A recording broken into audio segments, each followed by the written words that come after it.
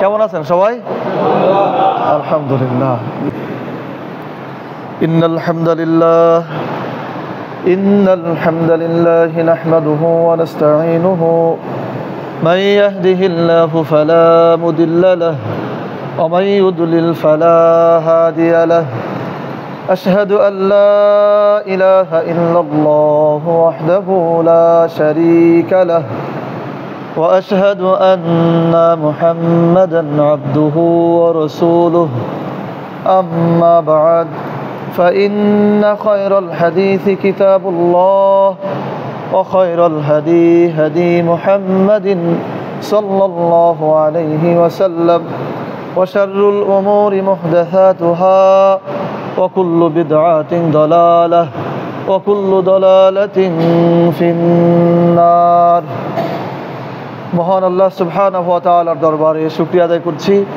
আল্লাহ রাব্বুল আলামিন আমাদের সকলকে দুনিয়ার যাবতীয় ব্যস্ততা দূরে ঠেলে দিয়ে শয়তানের যাবতীয় তৎপরতা, যাবতীয় পরামর্শকে ছিন্ন করে যথাসময়ে আল্লাহ সুবহানাহু ওয়া তাআলার ডাকে সাড়া দিয়ে জুমার সালাত আদায় করতে আসার তৌফিক দান করেছেন। এই জন্য সে আল্লাহ তাআলার আলিশান দরবারে শুকরিয়া আদায় করে পড়ছি আলহামদুলিল্লাহ।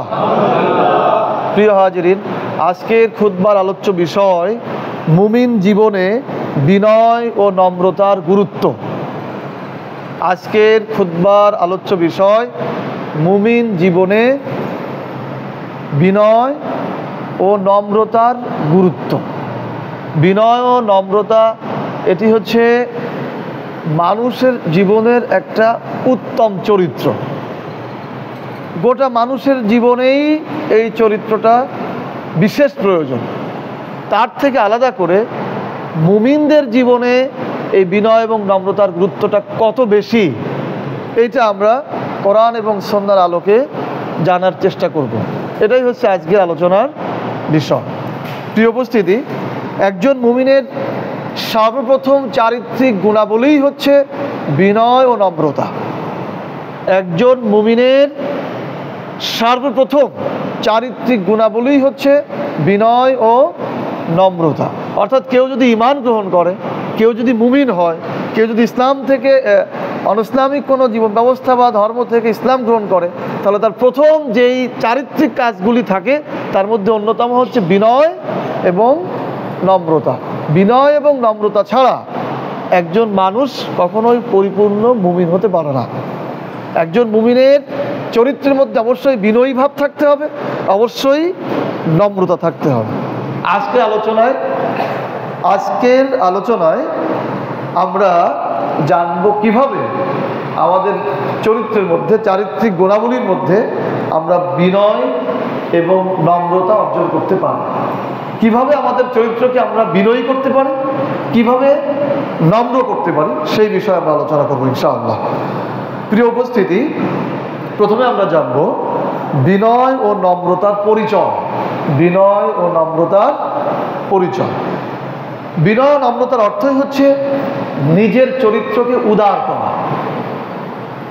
বিনয় ও নম্রতার অর্থই হচ্ছে নিজের চরিত্রকে উদার করা, অর্থাৎ অন্যকে ভালোবাসতে শেখা। নিজের স্বার্থ থেকে অন্যের স্বার্থকে প্রাধান্য দেওয়াটাই হচ্ছে নম্রতা বা বিনয়ী ভাব। নিজের প্রয়োজন থেকে অন্যের প্রয়োজনকে বেশি গুরুত্ব দেওয়াটাই হচ্ছে বিনয় এবং নম্রতা। তাহলে বিনয় ও নম্রতার পরিচয় কি? বিনয় ও নম্রতার পরিচয় হচ্ছে যে নিজের মনের মধ্যে, নিজের চরিত্রের মধ্যে উদারতা থাকতে হবে, উদার ভাব থাকতে হবে, অন্যের প্রয়োজনকে বেশি প্রাধান্য দিতে হবে, অন্যের স্বার্থকে বেশি গুরুত্ব দিতে হবে নিজের প্রয়োজন, নিজের স্বার্থ থেকে। এটাই হচ্ছে বিনয় এবং নম্রতার পরিচয়। যেমন ধরুন, আপনি যানবাহনে, বাসে কোথাও যাচ্ছে, এখন আপনি সিট পেয়েছেন বসার জন্য, কিন্তু আপনার পাশেই একজন মুরব্বী বা একজন মহিলা বা অন্য ধর্মের কোনো মানুষ, মুরব্বী মানুষ বা মহিলা মানুষ, এরকম কেউ দাঁড়ায় যাচ্ছে, আপনি সিটে আছেন। তো সাধারণত বাসে যেতে গেলে তো দাঁড়ায় যেতে গেলে কষ্ট, ভিড় থাকে। তো তখন যদি আমি আপনি নিজে সিটটা ছেড়ে দিয়ে, যেহেতু আমরা যুবক মানুষ, আমাদের তো দাঁড়ায় গেলে খুব বেশি সমস্যা হবে না, যদি ছেড়ে দিয়ে ওই মুরব্বীকে বসতে দিতে পারি, ওই মহিলাকে বসার ব্যবস্থা করে দিতে পারি, এটাই হচ্ছে বিনয়ী এবং নম্রতার পরিচয়। আর এটাই একজন মুসলিমের চরিত্র হওয়া উচিত। তো এইটাই হচ্ছে মূলত বিনয়ী এবং নম্রতার পরিচয়। প্রিয় ভাইরা, বিনয়ী ও নম্রতার গুরুত্ব সম্পর্কে আমরা জানি। এখানে যারা বিশেষ করে যুবক রয়েছেন, যারা তরুণ রয়েছেন, তারা আলোচনাটি খুব গুরুত্বের সাথে শুনবেন, মনোযোগ সহকারে শুনবেন, আমার দিকে তাকায় শোনার চেষ্টা করবেন। অনেক কিছু হবে, সেদিকে আপনারা তো খেয়াল করবেন না। আমরা পড়েছি যখন কোরআন এবং সুন্নাহর আলোচনা হয় তখন শয়তান তীর নিক্ষেপ করে। কি করে? তীর নিক্ষেপ করে, ধোকার তীর, যেন ওর চোখটার একদিকে ঘুরে যায়, ওর মনটার একদিকে চলে যায়, যেন কথাটা ধরতে না পারে। এই জন্য আপনারা এইদিকে খেয়াল রাখবেন, ওদিকে যা হয় হোক। হ্যাঁ, তো এখন কারণ আলোচনা যেহেতু পয়েন্ট ভিত্তিক, নির্দিষ্ট সময় শেষ করতে হবে, আমরা একই কথা 10 বার বললে সময় চলবে, ওই শেষ পর্যন্ত আমরা কি যেতে পারবো। এখন আমরা জানবো বিনয় ও নম্রতার গুরুত্ব। বিনয় ও নম্রতার পরিচয় আমরা জানলাম, এখন জানবো বিনয় ও নম্রতার গুরুত্ব। ইসলাম ধর্মে তথা ইসলামী জীবন ব্যবস্থায় বিনয় ও নম্রতার গুরুত্ব অনেক বেশি। যার মধ্যে বিনয়ী ভাব নেই, যার মধ্যে নম্র ভাব নেই, সে মুমিনই হতে পারে না। বিনয়ী ভাব, মুমিন হতে হলে তাকে বিনয়ী হতে হবে, তাকে নম্র হতে হবে। সুতরাং ইসলামের মধ্যে এই গুণটি অত্যন্ত প্রয়োজন একজন মুমিনের জন্য। এই ব্যাপারে আল্লাহ সুবহানাহু ওয়া তাআলার বিশেষ নির্দেশনা রয়েছে। আল্লাহ তাআলা বলছেন, ও ইবাদুর রহমান আল্লাযীনা ইয়ামশুনা আলাল আরদি হাওনা। আল্লাহ বলছেন, ও ইবাদুর রহমান, রহমানের বান্দা তারাই, আল্লাহর বান্দা তারাই যারা জমিনে নম্রভাবে চলাফেরা করে। জমিনে নম্রভাবে যারা চলাফেরা করে, এরাই হচ্ছে আল্লাহর প্রকৃত বান্দা। সূরা ফুরকান আয়াত নম্বর 63। তাহলে যদি কাউকে আল্লাহর বান্দা হিসাবে নাম লিখাতে হয়, আল্লাহ যে সমস্ত বান্দাদেরকে পছন্দ করেন, সেই নাম যদি তাদের সেই খাতায় যদি আমাদের নাম লেখাতে হয়, তাহলে আমাদেরকে জমিনে নম্রভাবে চলতে হবে। কিভাবে চলতে হবে? নম্রভাবে চলতে হবে, বিনয়ীভাবে চলতে হবে। বিশেষ করে আমরা যারা যুবক আছি, আমরা যৌবনের শক্তিতে সবসময় বুক টান টান করে হাঁটি, বুক ফুলায় হাঁটি। হ্যাঁ, এটা ভালো দিক, একেবারে রুগ্ন মানুষের মতো হাঁটাটা ভালো না, কিন্তু আমার মধ্যে যেন অহংকার না থাকে যে আমি কিছু একটা হয়ে পড়েছি, এরকম না। আমাকে জমিনের মধ্যে নম্রভাবে চলতে হবে, বিনয়ী ভাব প্রকাশ করতে হবে। লুকমান হাকিম তার সন্তানকে উপদেশ দিয়েছিলেন যে তুমি কখনো অহংকার করবে না। ইন্নাল্লাহা লা ইউহিব্বু কুল্লা মুখতারিন ফাখুর। আল্লাহ তাআলা অহংকার, গর্ব প্রকাশকারীদেরকে পছন্দ করেন না। এরপর ওনার সন্তানকে বোঝাতে যে বলেছিলেন যে তুমি তো অহংকার ধরে হেঁটে জমিনে, যে তুমি খুব জোরে জোরে পদক্ষেপ করবা, জমিনে খুব জোরে জোরে হাঁটবা, এরকম হেঁটে তো তুমি জমিনকে বিদীর্ণ করে দিতে পারবা না। তোমার যে শক্তি আছে, এই শক্তি দিয়ে তুমি জমিনকে বিদীর্ণ মানে ফাটায় ফেলতে পারবা না। সুতরাং এত জোরে হেঁটে, অহংকার করে হেঁটে তোমার লাভটা কি? তো আল্লাহ সুবহানাহু ওয়া তাআলা বলছেন যে আমার বান্দা তারাই যারা জমিনে বিনয়ী এবং নম্রভাবে চলাফেরা করে, নম্রভাবে তাদের জীবন পরিচালনা করে, এরাই হচ্ছে আমার বান্দা। এরপর বিনয়ের ব্যাপারে রাসূল সাল্লাল্লাহু আলাইহি ওয়াসাল্লাম বলছেন, আতাদরুনা মা আকসারু মা ইউদখিলুন নাসাল জান্নাহ তাকওয়াল্লাহ ওয়া হুসনুল খুলক। আল্লাহ রাসূল বলছেন, আতাদরুনা, তোমরা কি জানো, মা আকসারু মা ইউদখিলুন নাসাল জান্নাহ, মানুষকে বেশি জান্নাতে প্রবেশ করাবে কিসে? রাসূল সাল্লাল্লাহু আলাইহি ওয়াসাল্লাম তার উপস্থিত সাহাবীদেরকে প্রশ্ন করেছেন, আতাদরুনা, তোমরা কি জানো, মা আকসারু মা ইউদখিলুন নাসাল জান্নাহ, মানুষকে বেশি জান্নাতে প্রবেশ করাবে কিসে? তোমরা কি এটা জানো? আল্লাহ রাসূল বলছেন, তাকওয়াল্লাহ, আল্লাহর ভয়, ওয়া হুসনুল খুলক, উত্তম চরিত্র, ভালো চরিত্র। এই দুই গুণের কারণে মানুষ বেশি জান্নাতে প্রবেশ করবে। তিরমিজি গ্রন্থের হাদিস। তাহলে জান্নাতে প্রবেশের জন্য উত্তম চরিত্রটা খুব জরুরি। আর উত্তম চরিত্র যদি কারো অর্জন করতে হয়, তাহলে অবশ্যই তার মধ্যে বিনয়ী ভাব থাকতে হবে, অবশ্যই তার মধ্যে নম্র ভাব থাকতে হবে। উগ্রতা, খুব রাগ, অহংকার, এই সমস্ত থাকলে তার মধ্যে বিনয়ী ভাব আর নম্রতা আসবে না, তার চরিত্র উত্তম চরিত্রের মধ্যে প্রবেশ করবে না। তাহলে আমরা জানলাম যে জান্নাতে প্রবেশের অন্যতম দুইটি গুণ হচ্ছে তাকওয়া আল্লাহ, আল্লাহর ভয়, আর হুসনুল খুলক, উত্তম চরিত্র। তো উত্তম চরিত্র যদি আমাদের অর্জন করতে হয় তাহলে চরিত্রের মধ্যে বিনয়ী ভাব থাকতে হবে, নম্রতা থাকতে হবে, তাহলে আমরা উত্তম চরিত্র অর্জন করতে পারবো এবং আল্লাহ তাআলা আমাদেরকে জান্নাত দিবেন। বলেন সুবহানাল্লাহ। তো এই কোরআন এবং আয়াতের মাধ্যমে, এই আয়াত এবং হাদিসের মাধ্যমে আমরা বলতে পারি যে ইসলামের জীবন ব্যবস্থায় বা ইসলাম ধর্মে বিনয়ী ভাব এবং নম্রতার গুরুত্ব অনেক বেশি। যতই আমরা সালাত আদায় করি বা অন্যান্য ভালো কাজ করি, যদি আমাদের মধ্যে খুব রূঢ়তা থাকে, যদি আমাদের মধ্যে খুব রাগ ভাব থাকে, অসহ্য অবস্থা থাকে, অসহনীয় অবস্থা থাকে, তাহলে আমরা বিনয়ী নম্র হতে পারবো না, আর আল্লাহর কাছেও আমরা সেই রকম গ্রহণযোগ্যতা পাবো না। প্রিয় ভাইরা, আমরা চরিত্রের কথা বলছিলাম, হুসনুল খুলক, উত্তম চরিত্র। উত্তম চরিত্র নষ্ট হওয়ার অন্যতম দুটি কারণ হচ্ছে রূঢ়তা আর অহংকার। আমার কথা কি বোঝা যাচ্ছে ভাই? বুঝতে পারতেছেন আপনারা? উত্তম চরিত্র নষ্ট হওয়ার অন্যতম কারণ হচ্ছে রূঢ়তা আর অহংকার। রূঢ়তা মানে কি?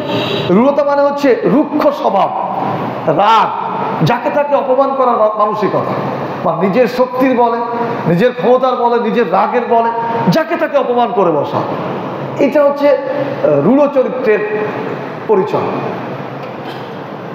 আর এই রূঢ় চরিত্রের অধিকারী লোকেরা মানুষের কাছে যেমন ধিক্কৃত হয়, আল্লাহর কাছেও তারা অপমানিত হয়, এমনকি জাহান্নামও এই রূঢ় চরিত্রের অধিকারী লোকদেরকে গ্রহণ করতে চায় না।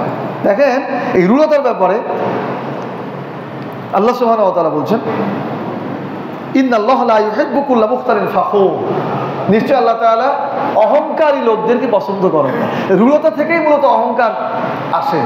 মানে আমি খুব একজন প্রভাবশালী, আমি খুব একজন ক্ষমতাধর, আমার যৌবনের অনেক শক্তি আছে, আমার অর্থের অনেক শক্তি আছে, আমার জনবলের অনেক শক্তি আছে, এইরকম চিন্তা ভাবনা করেই তার মধ্যে রূঢ়তা প্রকাশ হয়, আর সেখান থেকেই অহংকার সৃষ্টি হয়।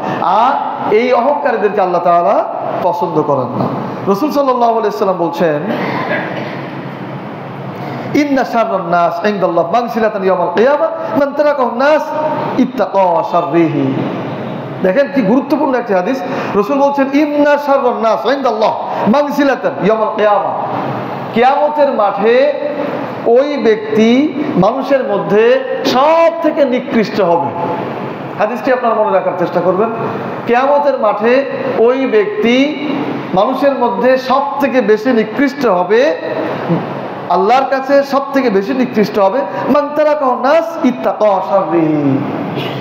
ওই ব্যক্তি যার ঝগড়াটের স্বভাবের কারণে সাধারণ লোকেরা তার থেকে দূরে থাকে। ওই ব্যক্তি হাসরের মাঠে আল্লাহর নিকট মানুষের মধ্যে সব থেকে নিকৃষ্ট বলে পরিগণিত হবে, যার ঝগড়াটের স্বভাবের কারণে লোকেরা তার কাছ থেকে দূরে সরে থাকে। বুখারী মুসলিমের হাদিস, আদব অধ্যায়ের হাদিস। লোকেরা তার কাছ থেকে দূরে সরে থাকে, অর্থাৎ লোকেরা মনে করে যে ওর সাথে যদি কথা বলি তো আমাকে হয়তো অপমান করবে, না হয় আমাকে কোনো একভাবে পেঁচায় ফেলবে, একটা ঝামেলার মধ্যে ফেলে দেবে, আমাকে নিয়ে একটা সমস্যার সৃষ্টি করবে। এই জন্য ওই সমস্ত লোকদের থেকে সাধারণ লোকেরা দূরে থাকে। এই যে ওই লোকের ওই চরিত্রের কারণে সে দূরে থাকলো, এইটাই হচ্ছে তার নিকৃষ্ট হওয়ার জন্য যথেষ্ট। আল্লাহ সুবহানাহু ওয়া তাআলার কাছে হাসরের মাঠে সে সব থেকে বেশি নিকৃষ্ট হবে। কোন ব্যক্তি? ভালো করে বোঝেন যে আমাকে দেখলে, আল্লাহ আমাকে মাফ করুক, আমাদেরকে মাফ করুক, যে আমাকে দেখলে লোকেরা দূরে সরে যাবে, যে না ওর কাছে যাওয়া যাবে না, ও খুব রাগী মানুষ, ও খুব রূঢ় মানুষ, ও অপমান করে মানুষকে, ও মানুষকে ঘৃণা করে, ও মানুষকে দূরে ঠেলে দেয়, একটা ভেজালে ফেলে দেবে। এইরকম চরিত্র যদি আমাদের মধ্যে থাকে, আর যদি আমাদের কাছ থেকে লোক দূরে সরে যায়, তাহলে বুঝতে হবে যে আমি আল্লাহর কাছে নিকৃষ্ট হিসেবে পরিগণিত হব। আল্লাহ আমাদের সবাইকে হেফাজত করুন, বলে না আমি কি বিষয়টিকে আমি বুঝাতে পেরেছি? বিশেষ করে আমরা যারা দ্বীনি দাওয়াতের কর্মী রয়েছে, আমরা যারা দ্বীনি দাওয়াতে কর্মী রয়েছে, ইসলাম প্রতিষ্ঠার মানসিকতা আমরা যারা রাখি, যে আল্লাহর জমিনে আল্লাহর আইন বিধান প্রতিষ্ঠিত হোক, এইটা আমরা যারা চাই, তাদের এই চরিত্র থেকে অবশ্যই দূরে সরে আসতে হবে। কোনোভাবেই নিজের মধ্যে রূঢ়তা থাকলে চলবে না, রাগী ভাব থাকলে চলবে না। মানুষকে দূরে ঠেলে দেওয়ার অভ্যাস থেকে সরে আসতে হবে। আল্লাহ সুবহানাহু ওয়া তাআলা নিজেই বলেছেন, ফাবিমা রাহমাতিন মিনাল্লাহ, আল্লাহ তার রসুলকে বলছেন, আল্লাহ তার রসুলকে বলছেন, ফাবিমা রাহমাতিন মিনাল্লাহ লিনতা লাহুম, হে আল্লাহ রসুল, আল্লাহর দয়ায় আপনি কোমল হয়েছেন তাদের প্রতি। ওয়ালাউ কুনতা ফাদ্দান গালিযাল কলব লানফাদ্দু মিন হাওলিক, যদি আপনি রূঢ়ভাষী হতেন, কঠোর হৃদয়ের হতেন, তাহলে লোকেরা আপনার চারিদিক থেকে দূরে সরে যেত, লোকেরা আপনার সাথে ভিড়তো না, আপনার কাছে আসতো না। সূরা ইমরান আয়াত নম্বর 159। তারা আল্লাহ তার রসুলকে বলছেন, আল্লাহ রসুল, যদি আপনি রূঢ়ভাষী হতেন, কথায় খুব কর্কশ হতেন, কোনো দয়া মায়া নেই, কোনো ভালোবাসা নেই, রুক্ষ কথা এরকম হতেন, আর যদি আপনার অন্তরটা খুব কঠোর হতো, তাহলে লোকেরা আপনার পাশে ভিড়তো না, হাওলিক মানে চারিদিকে আসতো না, কাজে আপনি দাওয়াতি কাজটাও করতে পারতেন। এই যে রসুলকে বলা হচ্ছে, এই আয়াতের একটি বিশেষ শানে নজুল রয়েছে। উহুদ যুদ্ধে রাসূল সাল্লাল্লাহু আলাইহি ওয়াসাল্লাম কিছু সৈনিকদেরকে বলেছিলেন যে ওই যুদ্ধের ময়দানে যদি দেখো মুসলিম সৈনিকদেরকে পাখিরা ছিঁড়ে ছিঁড়ে খাচ্ছে, তবুও তোমরা এই জায়গা থেকে ওখানে যাবে না, এই নির্দেশনা ছিল। কিন্তু ওই সংখ্যক সাহাবীরা যখন দেখলো মুসলিমদের প্রাথমিক বিজয় হয়েছে, সবাই গনিমতের কথা বলছে, তখন মুসলিম ওই দায়িত্বশীল ফেরেশতারা দায়িত্বশীল সাহাবীরা চিন্তা করলো যে রাসূল তো বলেছিলেন বিজয়ের পূর্ব মুহূর্তে আমাদেরকে এখানে থাকতে, এখন তো বিজয় হয়ে গেছে, সুতরাং এখন গেলে কোনো সমস্যা হবে না। এই জন্য ওনারা চলে গেলেন, ওই গিরিপথ দিয়ে পেছন থেকে আক্রমণ হলো, মুসলিমরা পরাজিত হলো। এই উহুদ যুদ্ধ থেকে ফিরে এসে যেই সকল সাহাবীদের এই ভুলের কারণে পরাজয় হয়েছিল, রাসূল সাল্লাল্লাহু আলাইহি ওয়াসাল্লাম তাদেরকে ক্ষমা করে দিয়েছিলেন। চিন্তা করেন কি মহান চরিত্রের অধিকারী ছিলেন। উহুদ যুদ্ধে যতটা আক্রমণের শিকার হয়েছেন রাসূল সাল্লাল্লাহু আলাইহি ওয়াসাল্লাম, অন্য যুদ্ধে এরকম আক্রমণের শিকার হননি, তাকে মেরে ফেলার সিদ্ধান্ত নেওয়া হয়েছিল। তো যাদের ভুলের কারণে ওনার আঘাতপ্রাপ্ত হয়েছে, রক্ত ঝরেছে, দাঁত ভেঙেছে, গর্তের মধ্যে উনি বেহুশ হয়ে পড়ে গেছেন, তারপরও তাদেরকে ক্ষমা করে দিয়েছেন। বলেন না সুবহানাল্লাহ।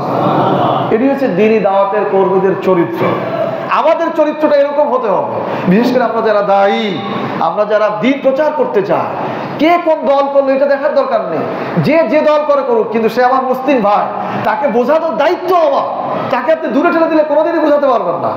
একজন এই বর্তমান রাষ্ট্র ব্যবস্থায়, এই বর্তমান বৈশ্বিক ব্যবস্থায় গণতন্ত্র, সমাজতন্ত্র, বিভিন্ন দল করতে পারে। এখন আপনি যদি বলেন যে ও গণতন্ত্র করে, কাফের হয়ে গেছে, সুতরাং ওকে আর দাওয়াত দেওয়া যাবে না, ও এই দল করে, ও মুশরিক হয়ে গেছে, ওর কাছে আর যাওয়া যাবে না। আরে ভাই, সে তো এই শিক্ষা ব্যবস্থায় এই শিখেছে, তাকে তো এইটাই শেখানো হয়েছে, 30 বছর ধরে অনার্সে পড়েতে এই শিখেছে, সুতরাং আপনি তাকে একবারে কাফের ফতোয়া দিলে তো বুঝাতে পারবেন না। তাকে আগে তো তাকে কি বুঝাতে হবে। এই জন্য এই রূঢ় চরিত্রটা আমাদেরকে দূরে ঠেলে দিতে হবে। যাই হোক, আমি অন্য লাইনে চলে যাচ্ছি। মূল কথা হচ্ছে, আমরা যারা দিন প্রচার করতে চাই, আমরা যারা আল্লাহর জমিনে আল্লাহর দিন প্রতিষ্ঠিত করতে চাই, এদের রাগ কমাতে হবে, রূঢ় স্বভাবকে নিয়ন্ত্রণ করতে হবে। আমরা মানুষকে দূরে ঠেলে দেব না, বরং আমরা মানুষকে ভালোবেসে নিজের বুকের মধ্যে, বক্ষের মধ্যে কি টেনে নিয়ে আসার চেষ্টা করবো ইনশাআল্লাহ। তাহলেই আমাদের দাওয়াতি কাজটাকে আরো বাড়বে। আল্লাহ তাআলা আমাদের দ্বীনি ভাইদেরকে তৌফিক দান করুন, বলেন আমিন। আমরা হুসনুল খুলক, উত্তম চরিত্রের কথা বলছিলাম, যে জান্নাতে প্রবেশের জন্য 2টা গুণ দরকার। এক হচ্ছে আল্লাহর ভয়, আর এক হচ্ছে উত্তম চরিত্র, ভালো চরিত্র। সেই ভালো চরিত্র নিয়ে আমরা বিশ্লেষণ করছি যে ভালো চরিত্র নষ্ট হওয়ার 2টি কারণ। চরিত্র নষ্ট হওয়ার 2টি কারণ। প্রথমটা হচ্ছে রূঢ়তা, রাগান্বিত ভাব, সবসময় একটু রাগ ভাব, এইরকম। এইটা হচ্ছে 1 নম্বর। 2 নম্বরটা হচ্ছে অহংকার। চরিত্র নষ্ট হবে কিসে? অহংকার। অহংকার যদি আপনার মধ্যে থাকে, তাহলে আপনার চরিত্রটা নষ্ট হয়ে যাবে। অহংকার কি? অহংকার মানে হচ্ছে নিজেকে অন্যের থেকে বড় মনে করা।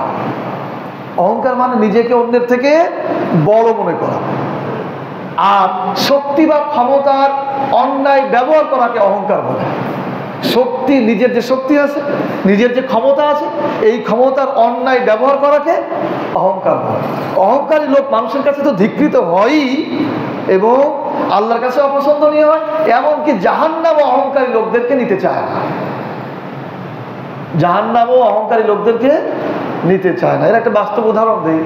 জেলখানায় বিভিন্ন রকম কয়েদি থাকে, তো যারা সাধারণত গাঁজার মামলায় যায়, এই জাতীয় মানে এইরকম অপরাধের মামলায় যায়, তাদেরকে সাধারণত ড্রেন পরিষ্কার করতে দেয়, বা কোনো ওয়ার্ডই চায় না যে গাঁজার সব আসামি এই ওয়ার্ডে থাকুক। মানে এদেরকে একটু অপমানের চোখে দেখা হয়। অথবা ধর্ষণ মামলা যেগুলো আছে এগুলোকে একটু অন্যরকম ভাবে দেখা হয়, তাদেরকে ওইভাবে জেলখানায় মূল্যায়ন করা হয় না। মানে জেলখানা তো কয়েদিরা থাকবে, তবুও কোনো ওয়ার্ড চায় না যে সব গাদার আসামি আমার ওয়ার্ডে থাকুক, এরকম তারা চায়। মানে তাদেরকে জেলখানাও কি করে, ঘৃণা করে। তো জাহান্নামও ঠিক একইভাবে অহংকারী লোকদেরকে নিতে চায় না। বুখারী শরীফের তাওহীদ প্রসঙ্গের অধ্যায়ে একটা হাদিস রয়েছে, রাসূল সাল্লাল্লাহু আলাইহি ওয়াসাল্লাম বলেছেন, জাহান্নাম আল্লাহর নিকট বলে যে আল্লাহ, সব অহংকারী লোকদেরকে আমার মধ্যে ঢুকালেন, সব অহংকারী লোকদের জায়গা আমার মধ্যে হলো, অন্য লোক আসতে পারলো না। মানে জাহান্নামও অহংকারী লোকদেরকে নিতে চাচ্ছে না। তাহলে বোঝেন যে অহংকার কতটা খারাপ। আর অহংকার কি আমাদেরকে মনে রাখা দরকার যে অহংকার কিন্তু শুধু শক্তি ক্ষমতা অহংকার না। আমরা অনেক সময় মনে করি ওই ধনী লোকরা অহংকার করে, ওই রাজনৈতিক নেতারা অহংকার করে, এটাও কিন্তু ঠিক আছে, কিন্তু শুধু অহংকার এক্ষেত্রেই সীমাবদ্ধ না। আমরা যারা আলেম ওলামা রয়েছি, ইমাম খতিব রয়েছি, আমরা যারা দিন প্রচারের লোক রয়েছি, দায়ী রয়েছি, আমাদের মধ্যেও অহংকার আছে। সেই অহংকারগুলো ভিন্ন ধরনের অহংকার, যেমন ইলমের অহংকার। কি অহংকার? ইলম মানে জ্ঞানের অহংকার। আমি অনেক কিছু জেনে ফেলেছি, আমি খারেজি মাদ্রাসায় পড়েছি, বকরী মাদ্রাসায় পড়েছি, আলিয়া মাদ্রাসায় পড়েছি, কামিল পাস করেছি, ডাবল ডিগ্রি নিয়েছি, আমি অনেক কিছু জেনে ফেলেছি, ও আমার কাছে কি? এইটা হচ্ছে কিসের অহংকার? ইলমের অহংকার।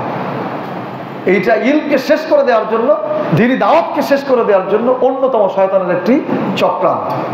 ইলমের অহংকার, কত ইলম অর্জন হয়েছে, যেখানে রাসূল সাল্লাল্লাহু আলাইহি ওয়াসাল্লাম বলেছেন মানুষকে সৃষ্টি করা হয়েছে চড়ুই পাখির ঠোঁটের পানিতে, ঠোঁটে যতটুকু পানি ধরে এতটুকু ইলম দিই, এতটুকু জ্ঞান দিই। তাহলে কত ইলম আমার থাকতে পারে।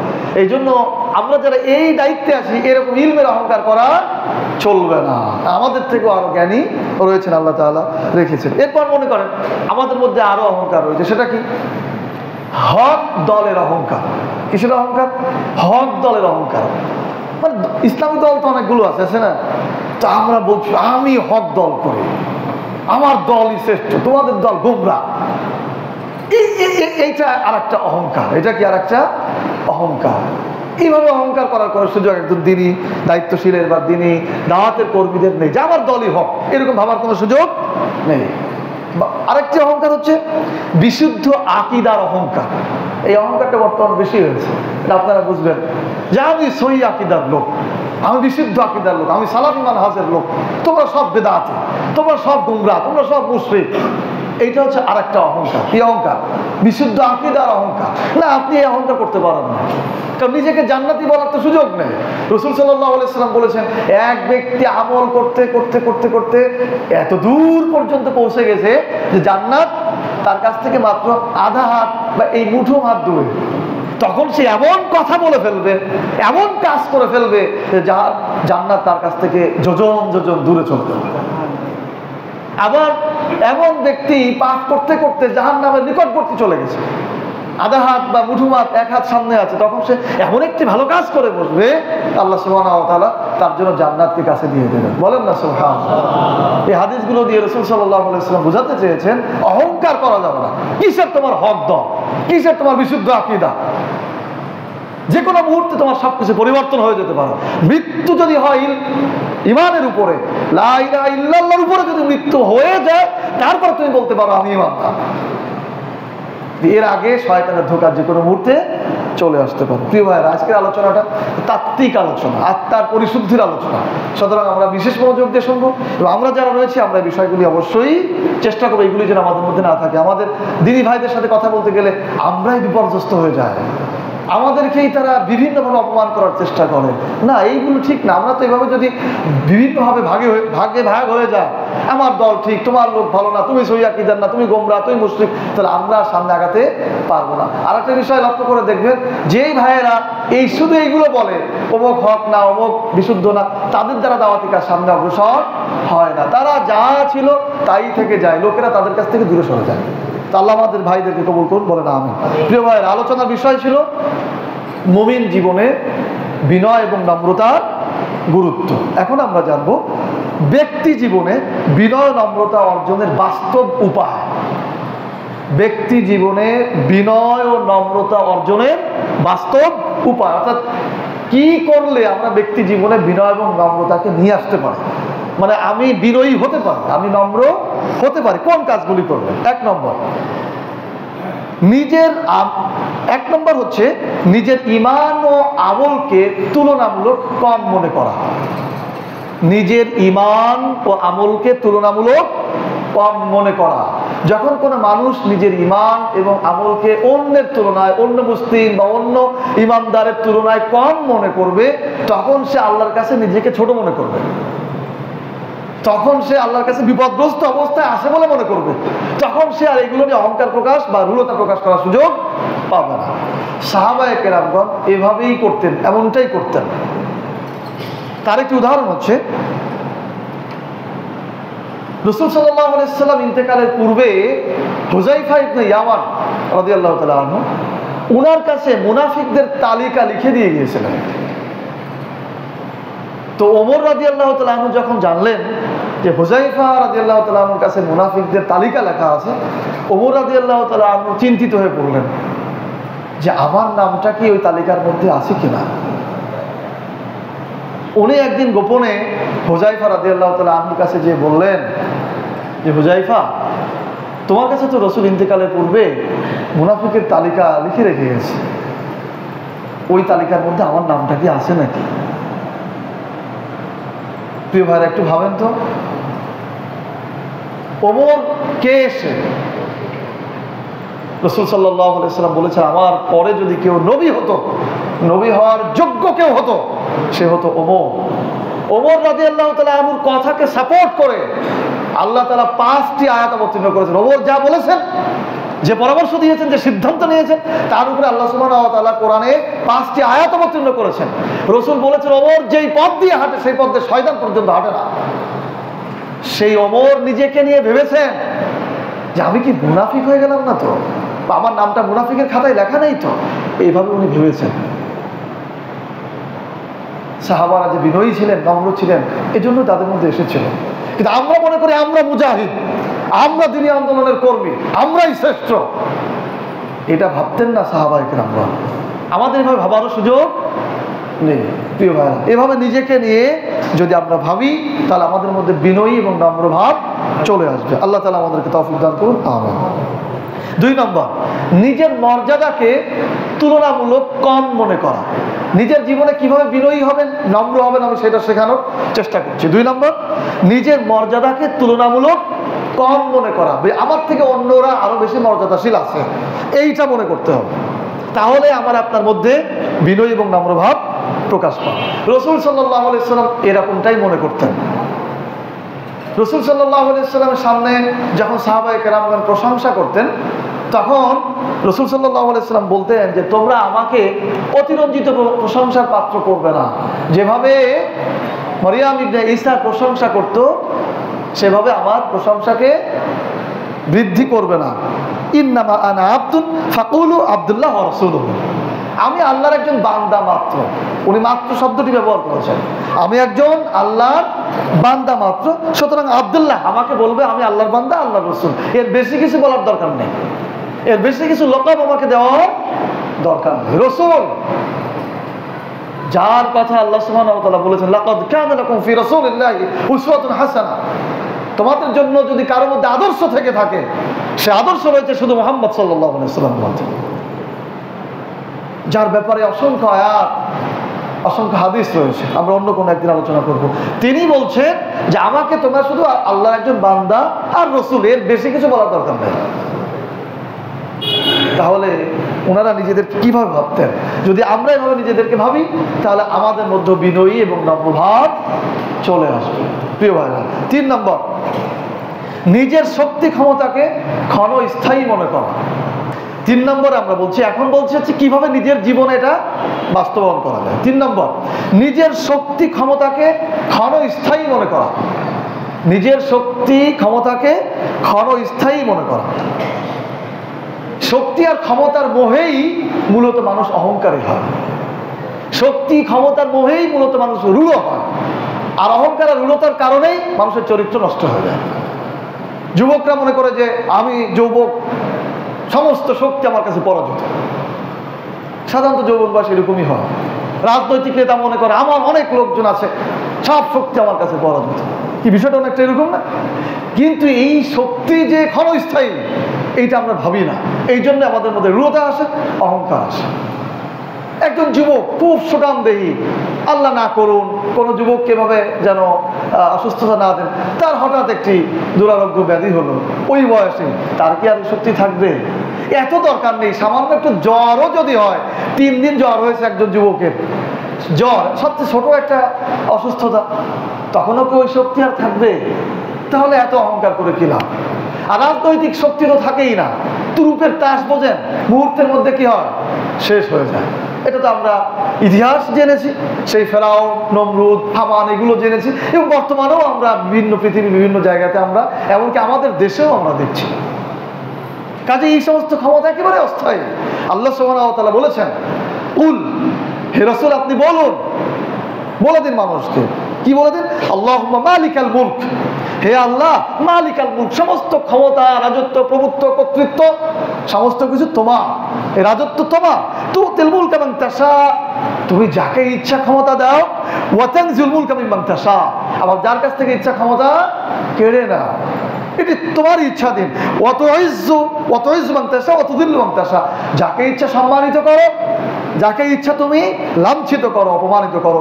বিয়াদিকাল খায়র, সমস্ত কল্যাণ তোমারই হাতে। ইন্নাকা আলা কুল্লি শাইইন কাদির, তুমি সমস্ত বিষয়ে ক্ষমতাধর। ক্ষমতার অহংকার যদি করতে হয়, বরত্ব যদি কারো প্রকাশ করতে হয়, তিনি করবেন কে? আল্লাহ সুবহানাহু ওয়া তাআলা। কারণ আল্লাহর ক্ষমতাই চিরস্থায়ী, আর কারো ক্ষমতা চিরস্থায়ী নয়। কিয়ামতে যখন সমস্ত কিছু ধ্বংস হয়ে যাবে, তখন আল্লাহ সুবহানাহু ওয়া তাআলা ডান হাতে আসমান নেবেন, বাম হাতে জমিন নেবেন, নিয়ে ঝাঁকি দিবেন আর বলবেন লিমানিল মুলকুল ইয়াউম, জোরে জোরে বলবেন লিমানিল মুলকুল ইয়াউম, আজ কার রাজত্ব? আইনা আসজার, কোথায় সেই স্বৈরাচারীরা? কোথায় যে আল্লাহদ্রোহী ছিল তারা এখন কোথায়? কেউ কথা বলবে না। আল্লাহ তাআলা নিজেই উত্তর দিবেন লিল্লাহিল ওয়াহিদিল কাহ্হার, আজকে রাজত্ব, প্রভুত্ব, কর্তৃত্ব একমাত্র আল্লাহ কাহ্হারের, যিনি প্রতাপশালী। প্রিয় ভাইরা, সুতরাং আমাদের যাদের আল্লাহ তাআলা আমাদের ক্ষমতা দিয়েছে, রাজনৈতিক ক্ষমতা দিয়েছে, জনবলের কিছু ক্ষমতা দিয়েছে, প্রশাসনিক ক্ষমতা দিয়েছে, আমরা চিন্তা করব যে আমাদের এই ক্ষমতা ক্ষণস্থায়ী। তাহলেই আমার আপনার অন্তরের মধ্যে বিনয়ী ভাব, নম্রতা আসবে। আল্লাহ তাআলা আমাদেরকে গ্রহণ করার তৌফিক দান করুন, আমিন। 4 নম্বর, অন্যের প্রয়োজনকে বেশি গুরুত্ব দেওয়া। নিজের অন্তরে বিনয়ী এবং নম্রতার ভাব প্রকাশের, মানে নিজের মনে কিভাবে আসবে বিনয়ী এবং নম্রতা, সেটার গুণ, সেটার কাজ আমরা বর্ণনা করছি। 4 নম্বর, অন্যের প্রয়োজনকে বেশি গুরুত্ব দেওয়া। অন্যের প্রয়োজনকে বেশি গুরুত্ব দেওয়া। অন্যের প্রয়োজনকে যদি কেউ বেশি গুরুত্ব দেয়, তাহলে তার অন্তরের মধ্যে বিনয়ী ভাব আসবে এবং সেই চরিত্রের মাধ্যমে সফলতা অর্জন করবে। আল্লাহ সুবহানাহু ওয়া তাআলা বলেছেন, ওয়া ইউসিরুনা আলা আনফুসিহিম ওয়ালাউ কানা বিহিম খাসাসা ওয়া মা ইউকা শুহা নাফসিহি ফাউলাইকা হুমুল মুফলিহুন। আল্লাহ বলছেন, ওয়া ইউসিরুনা আলা আনফুসিহিম ওয়ালাউ কানা বিহিম খাসাসা, নিজেদের প্রয়োজন থাকা সত্ত্বেও যারা অন্যের প্রয়োজনকে গুরুত্ব দেয়, নিজেদের প্রয়োজন থাকা সত্ত্বেও যারা অন্যের প্রয়োজনকে গুরুত্ব দেয়, এবং যার অন্তরকে অভাবমুক্ত করে দেওয়া হয়েছে, এরাই হচ্ছে সফল কাম। বলেন সুবহানাল্লাহ। সূরা হাসর আয়াত নম্বর 9। এই আয়াতের একটি শানে নুজুল রয়েছে। শানে নুজুলটি হচ্ছে এই, একজন আগন্তুক ব্যক্তি, অর্থাৎ দূর থেকে আসা এক ব্যক্তি রাসূল সাল্লাল্লাহু আলাইহি ওয়াসাল্লামের কাছে এসে খাবার চাইলেন। রাসূল সাল্লাল্লাহু আলাইহি ওয়াসাল্লাম ওনার স্ত্রীকে বললেন যে ঘরে কি কোনো খাবার আছে? স্ত্রী বললেন শুধুমাত্র পানি ছাড়া আর কিছুই নেই। তখন উপস্থিত সাহাবীদেরকে রাসূল সাল্লাল্লাহু আলাইহি ওয়াসাল্লাম বললেন, একজন আল্লাহর মেহমান এসেছে, তোমরা কি তার মেহমানদারি করতে রাজি আছো কেউ? তখন আবু তালহা রাদিয়াল্লাহু তাআলা আনহু বললেন যে আমি মেহমানদারি করতে রাজি। আবু তালহা রাদিয়াল্লাহু তাআলা আনহু মেহমানকে নিয়ে বাড়িতে চলে গেলেন। আর স্ত্রীকে যে বললেন ঘরে কি কিছু খাবার আছে? স্ত্রী বললেন শুধুমাত্র বাচ্চাদের খাবার ছাড়া আর কিছুই নেই। তখন আবু তালহা রাদিয়াল্লাহু তাআলা আনহু বললেন, আল্লাহর মেহমান এসেছে বাড়িতে, বাচ্চাদেরকে ঘুম পাড়িয়ে দাও। স্ত্রী বাচ্চাদেরকে ঘুম পাড়িয়ে দিলেন। আর আরবের নিয়ম ছিল মেহমান যখন খাবে মেজবানও একসাথে খাবে। তখন তালহা রাদিয়াল্লাহু তাআলা বললেন, উনি তো আমাদেরকে খেতে বলবে, এখন খাবার তো যা আছে শুধু তারই হবে, সুতরাং সে যখন খেতে বসবে আমরা যে কোনো কৌশলে বাতিটা লিভিয়ে দেব, আর আমরা খাওয়ার মতো মুখ নড়াবো, উনি বুঝবেন যে আমাদের সাথে ওনারা খাচ্ছেন। এভাবেই খাওয়া শেষ হলো, রাত পার হলো। সকালে যখন তার আবু তালহা রাদিয়াল্লাহু তাআলা রাসূলের কাছে গেলেন, ওনাকে দেখেই আল্লাহ রাসূল হেসে দিলেন। আবু তালহা রাদিয়াল্লাহু তাআলা বললেন, আল্লাহ রাসূল আমাকে দেখে হাসলেন যে? তখন উনি বলছেন, আমি তাকে দেখে কেন হাসবো না যার কাজ দেখে আল্লাহ তাআলা হেসে দিয়েছেন। বলেন না সুবহানাল্লাহ। যার কাজ দেখে আল্লাহ হেসেছেন, আমি তার কাজ দেখে কেন হাসবো না? এবং আয়াত অবতীর্ণ করেছেন, সেই আয়াতই এই আয়াত, ওয়ায়ুসিরুনা আলা আনফুসিহিম ওয়ালাউ কানা বিহিম খাসাসা। নিজের প্রয়োজন থাকা সত্ত্বেও যারা অন্যের প্রয়োজনকে গুরুত্ব দেয়, ওরাই হচ্ছে সফল কাম। এই সেই আয়াত। এইভাবে যদি আমরা অন্যের প্রয়োজনকে গুরুত্ব দিতে পারি, তাহলে আল্লাহ তাআলা আমাদের মধ্যে বিনয় এবং নম্রভাব প্রবেশ করাবেন। বলেন আমিন। 5 নম্বর, নিজের গোনাহ নিয়ে চিন্তায় থাকা। নিজের অন্তরের মধ্যে কিভাবে আমরা নম্রতা ঢোকাতে পারি সেই বিষয়ে আমরা আলোচনা করছি। নিজের গোনাহ নিয়ে চিন্তায় থাকা। প্রত্যেক মানুষের জীবনেই কিছু না কিছু গোনাহ থেকে যায় ভাই, যেটা কেউ জানে না, কিন্তু আমি জানি যে আমার কিছু গোনাহ আছে। এটা নিয়ে আমাকে চিন্তায় থাকতে হবে যে এই গোনাহ কেউ জানে না, আল্লাহ জানেন। কিয়ামতের মাঠে যদি আল্লাহ আমাকে ধরে বসেন কি হবে? এই চিন্তার ভাব যদি আমরা করতে পারি, তাহলে আর অহংকার আসবে না, আর রূঢ়তা আসবে না। এটা আমাদেরকে চিন্তায় রাখতে হবে। আল্লাহ সুবহানাহু ওয়া তাআলা বলেছেন, ওয়াল তানজুর নাফসুম মা কদ্দামাত লিগাদ। তোমাদের প্রত্যেকে ভেবে দেখো আগামী কালের জন্য কি পাঠিয়েছো। ভালো অবস্থা রেখেছো না খারাপ অবস্থা পাঠিয়েছো, এটা ভেবে দেখো। ভেবে দেখুক সবাই। সূরা হাশর আয়াত নম্বর 18। তো এইভাবে আমাদেরকে নিজের গোনাহ নিয়ে ভাবতে হবে। 6 নম্বর, অন্যকে নিজের থেকে ভালো মনে করা। অন্যকে নিজের থেকে ভালো মনে করা। আমি ভালো, আমি বেশি আমলদার, এই চিন্তাটাই নিজের মনের মধ্যে অহংকার চলে আসে। এটা না, বরং অন্য আমার থেকে বেশি আমল করে বেশি ভালো হয়ে গেছে, এটা চিন্তা করতে হবে। কাউকে অপমান, আপনারা বিরক্ত হচ্ছেন না তো? কাউকে অপমান করার সময় মনে রাখতে হবে, হয়তো তার এমন কোন আমল আল্লাহর কাছে ভালো হয়ে থাকতে পারে যে ভালো লোকের খাতায়, আল্লাহর কাছে যে খাতাপত্র আছে সেখানে হয়তো ভালো লোক হিসাবে ওই লোকটার নাম লেখা আছে। আমি তাকে অপমান করছি মানে আল্লাহর কাছে যে ভালো তাকে আমি অপমান করছি, আর তাকে অপমান করলে আল্লাহ আমার প্রতি রুষ্ট হবে, সুতরাং তাকে অপমান করা যাবে না। আমি তো জানি না কে আল্লাহর কাছে ভালো কি মন্দ, কিন্তু হতে পারে আমি যাকে অপমান করছি সে আল্লাহর কাছে ভালো, আল্লাহর কাছে যে ভালো হিসেবে পরিচিত আমি তাকে অপমান করবো। এলাকায় যদি কোনো রাজনৈতিক বড় প্রভাবশালী থাকে, তার একজন কাছের লোককে আপনি অপমান করার সময় কি ভাবেন যে আমি যদি ওকে অপমান করি ও তো তাকে বলে দেবে, তাহলে তো আমার বিপদ হবে। এটা ভাবেন কিনা ভাই? ঠিক একইভাবে আল্লাহর কাছে যদি সে ভালো থাকে আর তাকে যদি অপমান করেন, তা আল্লাহ তো রুষ্ট হবে। সুতরাং ওইটা ভাবলে নিজের মনের মধ্যে বিনয় আসবে। এবং আল্লাহ সুবহানাহু ওয়া তাআলা বলেছেন, ইয়া আইয়ুহাল্লাযিনা আমানু লা ইয়াসখার কওমুন মিন কওমি আসা আইয়াকুনু খায়রুম মিনহুম। হে পুরুষেরা, তোমরা অন্যকে অপমান করো না, হতে পারে তুমি যাকে অপমান করছো সে তোমার থেকেও ভালো। আবার নারীদেরকে আল্লাহ তাআলা বলছেন, হে নারীরা, তোমরা অন্য নারীকে অপমান করো না, হতে পারে এমনটা তুমি যাকে অপমান করছো তোমার থেকে ওই নারী আল্লাহর কাছে ভালো। সূরা হুজরাত আয়াত নম্বর 11। তাহলে এভাবে যদি আমরা চিন্তা করি, তাহলে আমরা নিজেদের মধ্যে বিনয়ী এবং নম্রভাব আনতে পারবো। আল্লাহ তাআলা আমাদেরকে তৌফিক দান করুন, আমিন। প্রিয় ভাইরা, 7 নম্বর, সর্বশেষ এটি দিয়ে আমরা শেষ করবো। 7 নম্বর, বেশি বেশি করে সালাম দেওয়া।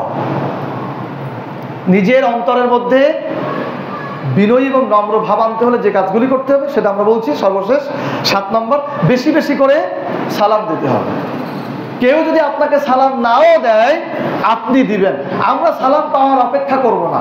আমি খতিব, আপনি আমাকে সালাম দিবেন, এই চিন্তা আমরা করব না। আমি আলেম, সাধারণ মানুষ আমাকে সালাম দিবে, এইটা আমরা করব না। আমি নেতা, সাধারণ জনগণ আমাকে সালাম দিবে, এইটা আমরা চিন্তা করব না। বরং আমি আগে সালাম দেবো। রসুল এটাই করতেন।